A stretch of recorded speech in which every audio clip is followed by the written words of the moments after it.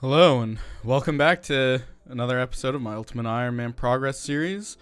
It's been a long time since I last posted a video. I was sick for a while, and then there was the holidays and was traveling and stuff. But I guess starting off, I'm a little broke. There's not much money left in here, so I think I'm going to get to thieving here for a little bit and pick up a little bit of cash, and then we'll go from there. Got a lot of progress in this episode, and I really hope you enjoy. So yeah, kicking it off with 45 thievings, the level to start blackjacking. Alright, I just want to start here with a little demonstration of how I do blackjacking. So if you have resizable client, you can line up the bottom of your screen with the thug, and then if you just right click and then hover over the right spot, then you can just immediately left click to knock out, and then click again or spam click or do whatever to start pickpocketing. And then if you ever fail and he hits you, you climb up the ladder, go back down, and repeat the process. Alright, so after a couple hits here, this should be level 50 thieving. So this is the level you need to start doing the Rogue's Den. However, I think I'm going to wait till I get up to 80 thieving. That way I can use the shortcut in the Rogue's Den. It's going to make it a lot easier to, kind of do everything, as I'm going to have to be in a death pile as I'm doing it, because you can't bring any items into the Rogue's Den. So yeah, just going to keep trucking along for now. Okay, and this should be 55 thieving. So now we can move on to the scimitar bandits. Wasn't planning on recording most of these levels, but that was apparently 1150 total level. Alright, and that's 60 thieving, 5 more levels until Minified Thugs. God damn it. It was bound to happen at some point. I had thought of a plan to get my stuff back from there. I think it shouldn't be too bad. It's going to take a bit more running than it normally does, but it'll start like normal with teleport to Clan Wars to get a looting bag. Okay, so not bad at all. I just have to minigame teleport to Clan Wars, kill rats for the looting bag, then grab 1k GP out of the LMS coffer so that I can buy a shanty pass and pay for the carpet ride. And then I'll go pick my stuff up, and I can grab my Ring of Dueling and my teleports, my teleport runes, and get back that way, so I don't have to worry about my minigame and house teleport or home teleport being on cooldown.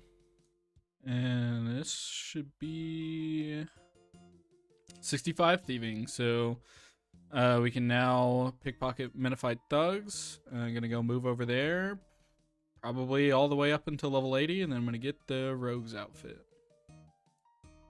Nice. 70 thieving. Here we have 75 thieving, 5 more levels to go. There we have it, level 80 thieving. So now we've got the level to use the shortcut in the Rogue's Den. It makes the process probably twice as fast, so let's go head over there and get our Rogue's outfit. Completely missed the recording for the first item, but got the first piece of the Rogue set. What I'm going to do right now is move my POH to Taverley. It's going to make things a bit easier when I get a new piece. I can just run and put it in the POH and then go back up to the Rogue's Den. So yeah, you can see here it's a bit of a run, but a lot easier than what I had to do this time. So yeah, gonna go do that and hop back in and get more pieces. Okay, sweet. So this was just 2 runs after the first run. So I guess I'm 3 KC, and this is my second piece of the Rogue set. Back to back into piece number 3. I didn't realize that your chance of getting a Rogue's kit scaled with your thieving level, so I guess a good thing I got all the way up to 80. Alright, this is crate number 4. I think I've got about 20 minutes left on my death pile, so I think I'm going to send another run or two, depending on how much time I have left before I go pick up all my stuff. But yeah, if I could get this all in one death pile, that'd be pretty insane. So let's see how lucky we can get. Come on. Okay. Yes, awesome. Okay, so this is the last piece of the Rogue's outfit. I've got about 5 minutes left on my death pile, so I'm just going to go straight there, or rather get a looting bag first, and then I'm going to pick up all my stuff. yeah, this was pretty quick. Got everything in under an hour, so less than one death pile. So yeah, pretty excited. Gonna be finally making some actual money. Here's something you really love to see on an Ultimate Iron Man. Every item I have can fit in my inventory or in storage somewhere. This is why we do it. Got the whole Rogue's outfit storable in the POH. We can drop it off or pick it up anytime we need to. Yeah, I'm super happy with that. Moving on to the Bon Voyage quest, just collecting all the XP that I have available here in the museum. That's up to 44 herb lore. I mostly want to be able to plant these teak seeds because they're worth 7,000 farming XP each. Collecting some more XP here in the museum. Let's see what we get. Some mining and crafting. I believe that will get me up to, yeah, that gets me a crafting level. So we are now up to 49 crafting, and this is the level to make bullseye lantern lenses. Flew through the quest pretty much completely without issue, so we already have access to Fossil Island. I'm going to go turn these teak seeds into teak saplings and get them planted. Alright, I went up here to the Ardone farm to get my filled plant pots. It's a lot faster than filling them yourselves. So you can just use saplings on the tool leprechaun to note them. So now I can just plant them and bag them. Jumping over to mining to continue on the main theme of completing Heroes quests, and that's 46 mining. Gonna continue this until I have at least enough nuggets for one piece of the outfit. Coming in with a milestone, that's 50 mining, only 2 more levels for Heroes Quest. Alright, so this is 30 nuggets. That's enough nuggets to buy the boots. So I'm gonna pick those up, drop them off in the POH, not to be seen until I've completed the full outfit, and just gonna knock out the last level needed for Heroes Quest and then jump on over to that. Wasting no time, let's go ahead and start the quest and jump right into it. Gonna have to collect all the items, but shouldn't be too bad. And wouldn't you believe it, it wasn't too bad. That's Heroes Quest completed. Yeah, like I said, wasn't too bad. Got the ice gloves for now. Might go jump into some smithing here in a bit. Thinking a bit more about what to do next. I think I'm just going to go straight into getting the requirements for Legends Quest. So that'll be the 52 mining, let me see, 50 smithing, 45 herb lore, and 50 crafting. Also have to do Underground Pass and Family Crest. Not sure how much of that we're going to get into all in this video, but yeah, gonna see what all we can get up to. 52 mining, that's the Legends Quest requirement out of the way. Let's move on to whatever's next. Making a bit of a detour over here over to the Tithe farm. I want to try to get up to 65 farming to be able to plant Hespori so that I can do actual death banking and free up my full inventory. So yeah, let's see how long we can get on this for. Okay, here we have first game of Tithe Farm completed. I'm always excited to see these first XP drops, so let's drop it in, see what we get up to. Looks like that's 38 farming, so 3 whole farming levels from that one deposit. Came out here as I knew my teaks were ready, and I guess fortunately I caught this one diseased in time, so you can just use some secateurs on it to cure the disease, and should be good to go after that. This is taking much longer than I thought it would. Okay, there we go. That's saved. Let's check this tree. Up to 46 farming, and this one up to 47. Can grow watermelons. Pretty nice. Good for XP. And now we're going to get back to Tithe Farm. And with this deposit, this should be up to 49 farming. I believe we can do some quests that grant farming XP up to 51. And then we can use the garden pie, which we can buy from the Cook's Guild to boost up to plant the next tier of seeds at Tithe Farm. One of the quests we have to do is My Arm's Big Adventure, which requires 100% favor in Tybwell One-Eye Cleanup. So while I'm at it, I'm also going to go for the Gout Tuber for the Karamja Medium Diary, but got a gem here, which is pretty sad. Gonna just have to drop them. Did not see this coming at all. I got an attack level from hitting a snake, and that's up to 1200 total. Here at the bar in Falador, going to pick up some Wizard Mind Bombs so I can boost up to use the Trollheim teleport. It's going to make these troll quests way, way easier. Okay, so was just doing the fights for the end of My Arms Big Adventure and couldn't quite do it with the rune sim, the getting knocked back all the time, not using my prayer potions because I feel like it's worth suiciding to get him out for this. So I'm gonna try with range. That way I won't get knocked back and won't mess up prayers and that sort of thing. And I think it's finally time to drop these steel arrows. I can just hold on to bone bolts in this place instead. So I think I'm going to go ahead and get an attractor as well, just for a little bit of bonus, and see how this goes. Okay, that was a bit more stressful than I expected it to be, but ended up having to buy armor and pull prayer potions out of the bag, so now I guess I have to get a spade, so I'll be back to finish the quest.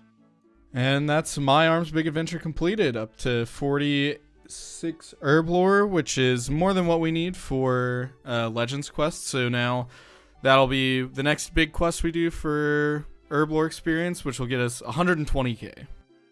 Continuing on with the theme of quests that give farming experience, we've got Forgettable Tale of a Drunken Dwarf here. I've got pretty much all the items I'll need for this. Should be pretty easy to get done up.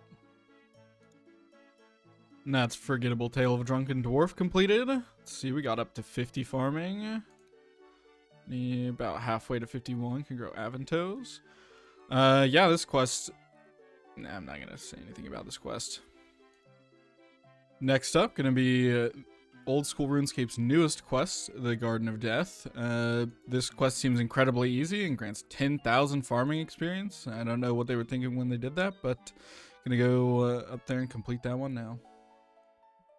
Okay, that's Garden of Death completed. I've heard mixed reviews on this quest since there's no actual dialogue, but I kind of enjoyed it. I didn't really use the quest helper at all for this, only when I got stuck a couple times, or I didn't want to, assume that I was supposed to leave here and go all the way to Mulch Island or something like that when I wasn't sure if I was done, so I would check things before I did them, but yeah, this was pretty fun.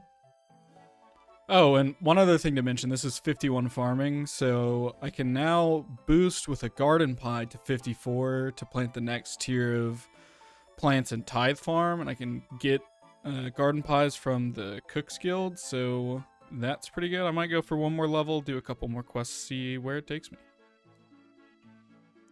On theme of doing quests for farming experience, I wanted to do Garden of Tranquility, but that requires Creature of Frankenstein, so we're going to do that real quick, and then be on to the farming XP. Oh, that's, I guess, you complete the quest as soon as you pickpocket him. Got the ring, so gonna go do Garden of Tranquility now, I guess. Garden of Tranquility completed. No levels from this one, but there'll be another requirement for the Varrock Medium Diary, if I get this right here. So yeah, back to regularly scheduled farming, I believe. Like I said, I'm going to get a garden pie from the Cook's Guild so I can boost up to use the next tier of plants in Tithe Farm already. Another thing I want to make sure I do while I've still got the Ring of Karos E on me is pick a cat. Which one of these looks the most like my cat? Maybe this one? Alright, this is my little baby. Should be another Varrock medium task done. Alright, this deposit here should be at least 54. Okay, so we no longer have to boost. We're very close to 55, which we'll need to plant the mahogany seeds, which are in the bag. Wasn't really expecting that, but got the 55 farming from harvesting the plants. So I've kind of been thinking about, how and when I'm going to spend my points, and I kind of think that at least eventually I want to complete the log here pretty much. And if I'm going to do that, it makes the most sense to get the watering can. So this stores 1,000 charges at a time, so I don't have to hold multiple cans, and it's storable in the Tool Leprechaun. So Basically, it'll be a permanent unlock for the account, so I'm going to go ahead and get that right now. Okay, finished another game. Decided I'm going to go ahead and get auto weed now. It's, in my opinion, just one of the best quality of life things you can buy for farming. Also, my cat's fully grown, so I'm going to go turn it in for some death runes and death pile and get my mahogany seeds out and plant them. Okay, this is a bit embarrassing. I forgot that I had not checked the health of this tree because it gotten disease, so I checked it and got a collection log pop up and almost jumped out of my chair thinking I got the pet at 57 farming, and it was a Hespori seed. So that was exciting. I guess another thing I should mention is I went and mined a bunch of volcanic ash so I can turn all the super compost I have into ultra compost, as well as I filled up every compost bin that I have access to so that I can make that into ultra compost as well. Alright, gonna deposit for this run 21k XP. Up to 60 farming. Can now grow our own yew trees. Getting ever closer to, I mean, a lot of milestones, really. One that's really important, especially now that I've got the Hespori seed, is going to be 62 farming. So I can then boost with a garden pie to enter that tier of the farming guild and plant this. And then I've got, you know, one of the main UIM death banks unlocked. It's going to be pretty good. Gonna go turn in this cat for some death runes, get another one, and do some more farming. Okay, this should be it. Deposit and 62 farming. So now we can boost to plant the Hespori seed and also enter the higher tier of the farming guild. All right, here we go. Put the Hespori seed in, and this is guaranteed to grow. It can't get diseased or anything. Yeah, this is super sick. Basically, the Hespori death storage from Arno here is going to unlock smithing for us through Giant's Foundry. I don't want to get too much into that right now, because, you know, when we actually get to doing that, I'll show the method. But, yeah, this is super exciting for Ultimate Iron Man. Okay, here we are at the Tithe Farm. You can see I've got my full Rogues outfit on, and just shy of 65 farming right now, but I have enough points to buy the seed box. So this is going to make basically the singular item that's going to make thieving master farmers possible. So I'm going to go try that out for a little bit and see how I like it. Okay, so looking at the amount of XP that I have to gain from quests, mostly Legends quests, and being able to thieve master farmers for seeds that I'm actually going to use, like potions that are actually useful, I've come to the conclusion that it's not going to really be worth milking the Guam Marental potion for lunar diplomacy. So, yeah, I think I'm going to be getting rid of my Guams and Marental seeds, and, yeah. 65 farming coming in. Thieving master farmers right now is not very good, so I think I'm probably going to go back in blackjack a little bit and get a bit of a higher thieving level, maybe even wait to get a higher farming level for better seeds. Complete change of pace. I completed the quest to unlock Giant's Foundry. That's got us up to 43 smithing. I think I'm going to try this out for a little bit without death banking and see how it goes and see if I like it, and we'll go from there. So this is what it's going to look like. Going to teleport to Varrock and buy iron and steel plate bodies from Horvik, and then just minigame teleport to the Giant's Foundry. I'm going to be using alloys of equivalent to 12 parts iron and 16 parts steel, so 3 plate bodies and 4 plate bodies. Alright, first sword completed. Let's turn it in, see how much XP we get. Okay, almost 6,700 XP. Let's go ahead and get another commission. Narrow spiked, straight up to 45 smithing. And it in another sword. Got a smithing level, and that's 1225 total. Coming in with a milestone level here. This should be 50 smithing, so we can now use mithril plate bodies in our alloy, and we're going to switch it up to 3 mithril, 4 steel. Skipping ahead a little bit, now we're all the way up to 60 smithing, and I'm really enjoying Giant's Foundry. I think I'm going to keep going until I feel like stopping. And since I do plan on continuing with Giant's Foundry for a little bit longer, I'm going to go ahead and actually bite the bullet and Deathbank here at Hespori, so I can have a completely full empty inventory for the rest of my smithing journey. Making a bit of a detour here, again, to the Arceus Library to get my favor up so that I can use the Battlefront teleport on the Arceus spellbook. It's going to make it a lot easier to get back to Hespori if I can minigame teleport to Tithe Farm, walk to the Hosidius POH portal, teleport to Battlefront, and then walk straight to the Farming Guild. Using all my books here on runecrafting, up to 15 runecrafting, and if we check here, I believe that's all we need.